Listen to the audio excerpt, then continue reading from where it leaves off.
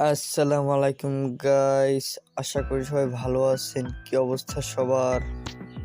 নতুন আরো একটু ভিডিও নিয়ে চলে আসলাম আপনাদের মাঝে। চলেন শুরু করা যাক। গত কয়েকদিন আগে বিসিবি নির্বাচক যে দলটি গঠন করেছিল তা মোটামুটি দলটা ভালোই ছিল। শুধু মেহেদী মিরাজ আর সাইফুদ্দিন যদি দলে থাকতো দলটা আরো স্ট্রং হতো। যাই হোক, বর্তমানে বাংলাদেশ টিম ইউএসএ আছে, সেখানে প্রস্তুতি গ্রহণ করছে এবং ইউএসএর সাথে 3টি টি-20 ম্যাচ আছে, তারা প্রস্তুতি নিচ্ছে। এই ম্যাচ তাদের জন্য শুভকামনা। বিশ্বকাপে অনেক ভালো কিছু যেন বাংলাদেশ করতে পারে, সেটাই আমাদের প্রত্যেকের আশার ভরসা। প্রত্যেকটা দলই ইউএসএ পৌঁছে গেছে এবং তাদের প্রস্তুতি গ্রহণ করছে। এবারে বাংলাদেশের ভালো কিছু হওয়ার চান্স আছে।